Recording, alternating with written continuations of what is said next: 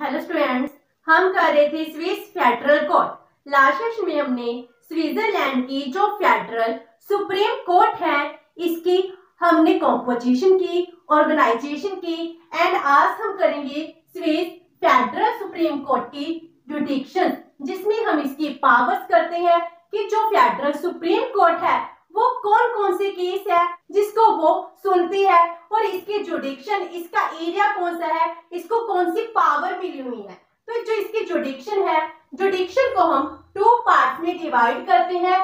First one is original जुडिक्शन और second होते हैं अपेलेट जुडिक्शन। तो first of all original जुडिक्शन, original का मीनिंग है कि जो कॉन्स्टिट्यूशन है, कॉन्स्टिट्यूशन क्या कहता है, कॉन्स्टिट्यूशन ने जो स्विट्जरलैंड की फेडरल जुडिशरी है, इस जुडिशरी को ओरिजिनली कौन कौन सी पावर्स दी हैं, जी कौन कौन से केसेस हैं जिनको सुन सकती है, जिन पर डिसीजंस देती है, इसको ही हम original जुडिक्शन of federal supreme court कहते हैं। तो इसमें क्या क्या आता है, इसमें आता है hearing the complaints against violation of constitutional rights.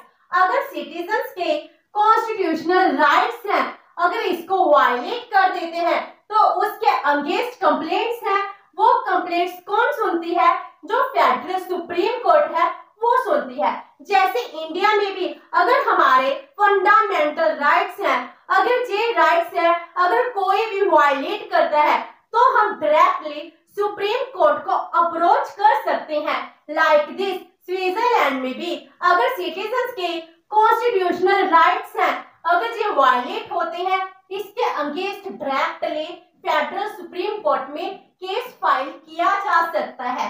And violation of international contracts, जो इंटरनेशनल हार्मनी को, पीस को बहुत इंपॉर्टेंस देते हैं। अगर इंटरनेशनल कॉन्ट्रैक्ट है वो वायलेट होता है, इस पर भी केस के अगेंस्ट जो कंप्लेंट्स हैं वो डायरेक्टली सुप्रीम कोर्ट है वो ही हियरिंग सुनता है।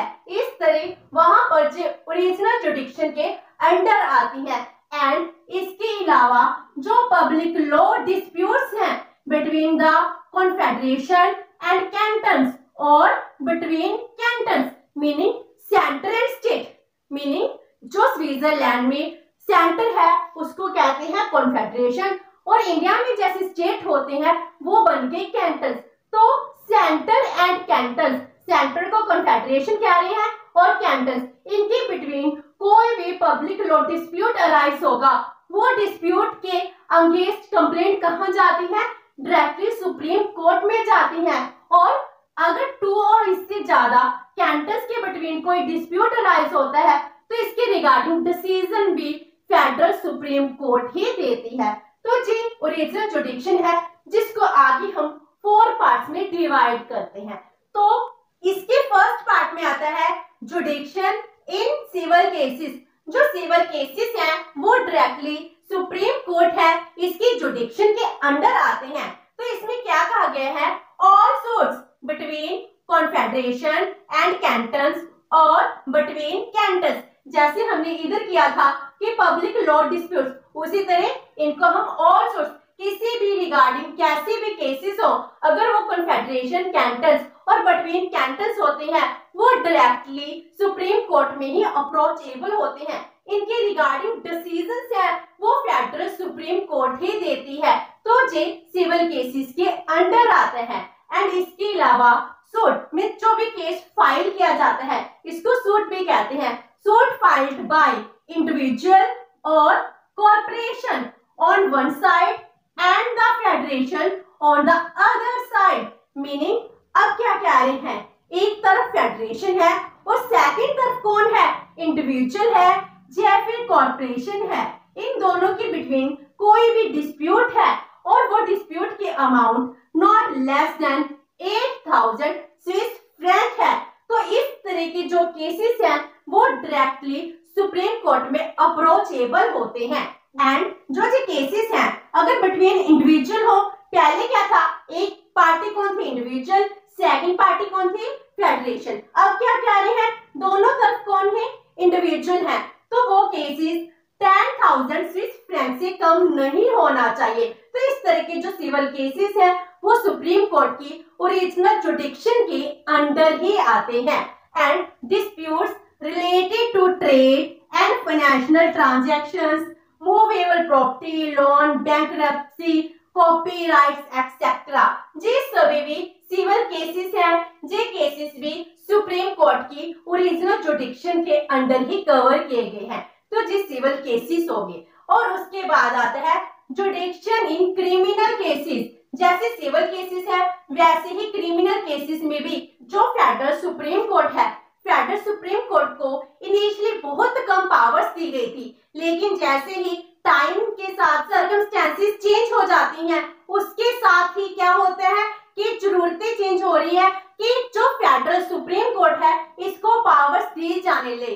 इसीलिए जब कॉन्स्टिट्यूशन चेंज होते हैं 74 में और 2000 में जब नया कॉन्स्टिट्यूशन बनाया जाता है, उसमें जो फेडरल सुप्रीम कोर्ट है इसका पावर्स है और भी इंक्रीज की जाती है, इनका जुडिक्शन है वो इंक्रीज किया जाता है। तो इस तरह आज के टाइम में इसको बहुत सारी पावर्स दी जाने लगी हैं, लेकिन इसकी पावर्स है आज भी इंडिया की सुप्रीम कोर्ट के इक्वल पावर्स नहीं है। तो जो जुडिक्शन है क्रिमिनल केसेस में वो भी सुप्रीम कोर्ट के जुडिक्शन में आने लगे हैं। जैसे केसेस ऑफ हाई ट्रेजन और वायलेंस अगेंस्ट फेडरल अथॉरिटी, अगर फेडरल अथॉरिटी के अगेंस्ट कोई भी पर्सन है वायलेंस करता है या ट्रेजन करता है, वो केसेस डायरेक्टली सुप्रीम कोर्ट में अप्रोचेबल होते हैं। Cases of offences against international law, international law को अगर कोई ब्रीच करता है वो केसेस भी सुप्रीम कोर्ट के ओरिजिनल जुडिक्शन के अंडर आते हैं। पॉलिटिकल क्राइम और स्प्रेड वायलेंस, अगर कोई वायलेंस को स्प्रेड करता है, पॉलिटिकल क्राइम करता है, और cases related to counterfeiting, it means क्या हो गया, अगर हम नकली सिग्नेचर करते हैं उस केस में भी जो क्रिमिनल केसेस हैं वो सुप्रीम कोर्ट की ओरिजिनल जुडिक्शन के अंडर ही आते हैं। And like this cases referred by cantonal government, जो कैंटन की गवर्नमेंट है वो जो केसेस को रेफर करती है कि ये केसेस है फेडरल सुप्रीम कोर्ट के अंडर जाने चाहिए, वो भी सुप्रीम कोर्ट है उसकी जुडिक्शन के अंडर आते हैं। जो क्रिमिनल केसेस हैं इसके रिगार्डिंग जितनी भी कंट्री है इस कंट्री को 5 डिस्ट्रिक्ट्स में डिवाइड किया जाता है और इसमें 8 to 9 जो फेडरल सुप्रीम कोर्ट के जजेस हैं वो एंड 12 ज्यूरी वो आते हैं और केसेस हैं, केसेस की हेयरिंग है वो सुनते हैं। इस तरह क्रिमिनल केसेस को सॉल्व किया जाता है। और उसके बाद आती है जुडिक्शन इन कॉन्स्टिट्यूशनल केसेस। जो कॉन्स्टिट्यूशन है इसका प्रोटेक्टर कौन होता है, जो देश की जुडिशरी है फेडरल सुप्रीम कोर्ट है वो ही प्रोटेक्टर होती है। तो कॉन्स्टिट्यूशनल केसेस के रिगार्डिंग भी जो स्विट्जरलैंड की फेडरल सुप्रीम कोर्ट है इसको बहुत सारी पावर्स दी गई हैं, लेकिन ये पावर्स इतनी भी ज्यादा नहीं है जितनी हमारी कंट्री में दी गई हैं। हमारी कंट्री में जो सुप्रीम कोर्ट है वो क्या है, सबसे सुप्रीम है, उसके पास लास्ट पावर है, वो ही कॉन्स्टिट्यूशन को इंटरप्रेट करती है। लेकिन इन मैटर्स में जो जुडिशरी है स्विट्जरलैंड में बहुत ही ज्यादा वीक है। इसके पास कॉन्स्टिट्यूशनल प्रोविजंस है, कॉन्स्टिट्यूशन को प्रोटेक्ट करने की पावर है, लेकिन ये पावर्स क्या है, लिमिटेड पावर्स हैं। अगर हम इसको इंडियन और अमेरिकन सुप्रीम कोर्ट के साथ कंपेयर करते हैं, limited powers in constitutional matters, जो right to interpreting the constitution है वो राइट भी जो स्विट्जरलैंड की फेडरल जुडिशरी है सुप्रीम कोर्ट है इसको ना देकर फेडरल पार्लियामेंट को दिया गया है। मींस फेडरल पार्लियामेंट ही कॉन्स्टिट्यूशन को इंटरप्रेट करती है। जैसे इंडिया में कॉन्स्टिट्यूशन को इंटरप्रेट कौन करता है, हमारी सुप्रीम कोर्ट करती है। तो इस तरह जो फेडरल सुप्रीम कोर्ट है इसकी पावर्स को लिमिटेड किया गया है और फेडरल पार्लियामेंट को सुप्रीम बनाया गया है। एंड जो जुडिशियल रिव्यू की पावर है वो जुडिशियल रिव्यू की पावर भी सिर्फ कैंटनल स्फीयर तक ही लिमिटेड है। हमारी कंट्री में अगर पार्लियामेंट कोई डिसीजन देती है उसको नल एंड वॉइड भी डिक्लेयर कर सकती है हमारे देश की सुप्रीम कोर्ट। लेकिन स्विट्जरलैंड में ये सिर्फ कैंटन बेस पर है, लेकिन जो फेडरल पार्लियामेंट है जो ये डिसीजन देगी इसको नल एंड वॉइड नहीं डिक्लेयर कर सकती एंड इसके पास कोई भी पावर नहीं है जुडिशियल रिव्यू की in respect of federal laws. जो फेडरल लॉ बनाए जाते हैं उसको सिर्फ आम पीपल है वही चैलेंज कर सकते हैं, इसके अलावा जुडिशरी कुछ भी नहीं कर सकती। इस तरह जो कॉन्स्टिट्यूशनल केस है, फेडरल लॉस है, इसमें इसको बहुत ही कम पावर्स दी गई है। Next is जुडिक्शन in administrative cases. Administrative cases के रिलेटेड भी जुडिक्शन है वो भी फेडरल सुप्रीम कोर्ट के अंडर ही आता है। एडमिनिस्ट्रेशन रन करने के लिए बहुत से केसेस होते हैं, डिस्प्यूट्स हैं, इनको सेटल करने का काम फेडरल सुप्रीम कोर्ट का है। तो इसमें आते हैं cases related to the legal competency of government servant. अगर गवर्नमेंट सर्वेंट्स हैं, एम्प्लॉइज हैं, उनके केसेस है लीगल मैटर से रिलेटेड हैं तो सुप्रीम कोर्ट की जुडिक्शन के अंडर है। इसी तरह टैक्सेशन है, रेलवे है, ये केसेस भी किसके साथ रिलेटेड है, ये भी फेडरल सुप्रीम कोर्ट के पास जाएंगे। एंड अगर सेटल करने हैं disputes between ordinary citizens and government officials, जैसे सिटीजन्स हैं अगर उनका गवर्नमेंट ऑफिसर है उनके साथ कोई डिस्प्यूट हो जाता है तो इसकी सेटलमेंट भी जो सुप्रीम कोर्ट है वो करती है। इस तरह जो फेडरल सुप्रीम कोर्ट है इसकी जुडिक्शन में 4 टाइप्स के केसेस आते हैं।